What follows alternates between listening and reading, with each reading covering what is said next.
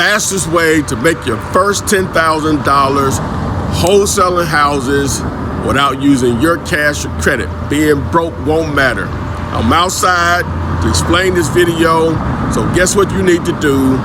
Stand by. Let's get it. Flip man, it's the flip man. Flip man. You want some money in your hand?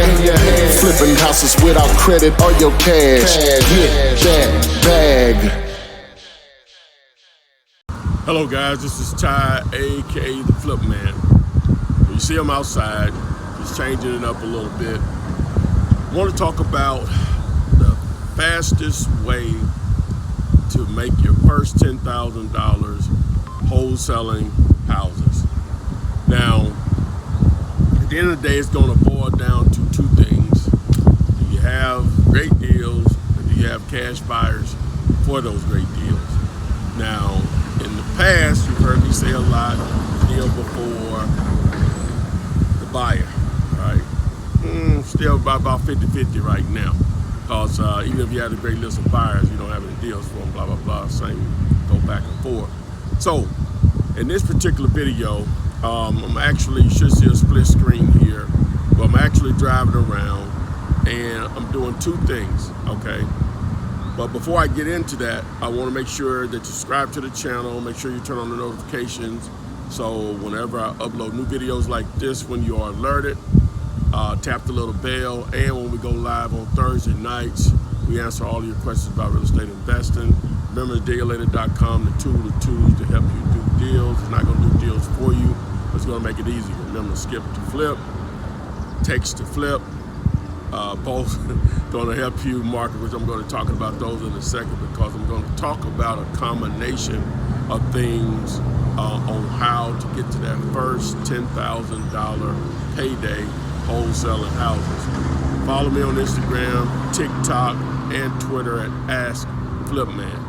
Okay, so on into it. So again, the main objective is I try to take it from the approach if you don't have any money when you're starting, and literally no money, but maybe gas money. You're going to probably have to have at least that, and then sometimes you won't even have to that, and you could be all online. Just understand when you're using those methods without any money, when I say any money, I'm like talking about a few $100s, then it's going to be harder in most cases for most people. Not always, but for most people. But I'm going to start with taking the approach on if you didn't have any money. All right, so number one, you're going to drive for dollars looking for the obvious, which are vacant houses, boarded up houses, which you should see on the screen here. You see the videos that are scrolling by. And some of the things you want to notice also while you're out there when you're driving for dollars. You want to notice if you're in an area where you're seeing renovations going on. If you're in one of those areas and you see 3 or 4 or 5, 6 renovations going on, you are in a hot area. Now, while you're out there, you want to stop each time that you pull up on a renovation. You want to go in, introduce yourself. A lot of times, the people that are working there are not the actual investor, the cash buyer. So, you have to let them know that you have houses, you buy cheap, you sell cheap, and you want to know if their employer would like to have more houses. So assuming they do, which they normally do, you want to have your card or leave your phone number with them.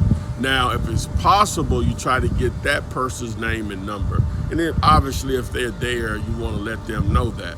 Now, if you're driving in the area and you don't see any renovations going on, that makes it a little more tougher to do deals, but it doesn't mean the end of the world or whatever, by no means, because if there are a lot of people living in a particular area, then they're normally going to be investors, just how it works or whatever. All right, the other thing when you're out driving for dollars, look for the houses that appear to be recently renovated. Now, you're obviously going to be looking for the vacant houses, but you're also going to be looking for houses that appear to be recently renovated. You can look at probably the lawn, how it's been taken care of, obviously the new windows, the paint on a particular house, and sometimes it may just be the person that lives there. But what you want to do is you want to write that address down, and then you can research it later. Okay, so you now want to look for, as I said before, the houses that are for rent, and you want to look for the signs, the generic red and white, generic black and white signs that normally mean that they may have purchased from Home Depot, Lowe's, or Walmart or whatever. That's the actual owner, not always. And sometimes that may be a property manager, but normally it's the actual owner, and that's the person that you'll want to contact because they already have their phone number there. When you contact them, you want to simply ask them, is the property still available? Whether it's available or not, your follow-up question will be, your follow-up statement will be, I'm not calling to rent a house. I'm actually calling about to see if you would be interested in selling this property. If they say yes, you take the information as needed as normal. If they say no, then your follow-up question should be, do you have any other houses that you have for sale? If they say yes, take the information that you need to evaluate. If they say no, thank them for their time. Let them know that if they have any properties in the future that they like to sell, please give you a call. You pay cash, blah, blah, blah. Now, one thing that I want to add is, I stopped on one of these videos, make sure when you see multifamily properties, whether it's a duplex, fourplex, 5 units or more, makes it commercial, you definitely, if you see what those are boarded up, you want to put a high priority on trying to research those and finding the owner, because a lot of times those are a lot easier to move than houses, and the paydays can be substantially bigger. I want to add that additional tip in here for you. All right, so now you went out, you drove for dollars, you built a list of vacant houses, boarded up houses, properties that are for rent, and you also built a list of possible renovation or cash buyers going on. Now, once you do that, now you have a combination of things you can work on. Now, you're going to research those properties of those owners, find out who owns it. You can use dealulator.com, right, to find out who owns the property. Then you can skip trace those numbers using skip to flip. A link will be in the description of this video if you're on YouTube.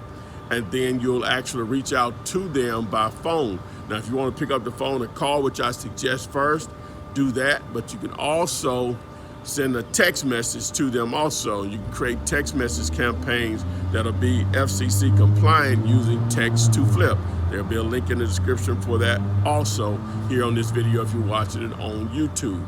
Okay, so now what I've tried to create here is an opportunity that is probably taking you only a few hours to build a short list. You build a list of cash buyers, you build a list of potential properties that the owner may be motivated to sell, and you mesh those two together to accomplish that $10,000 payday.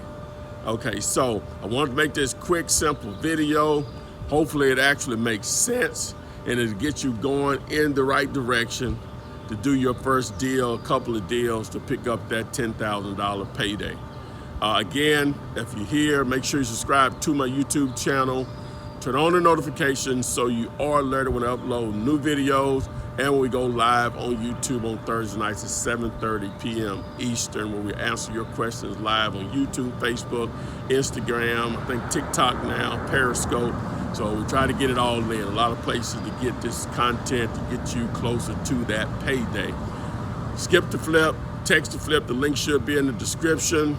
Follow me on Instagram, TikTok, Twitter at AskFlipMan. I hope this video helps. Thanks, and I'll see you on the flip side.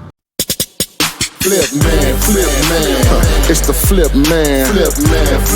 You want some money in your hand? Flipping houses without credit or your cash. Get that bag.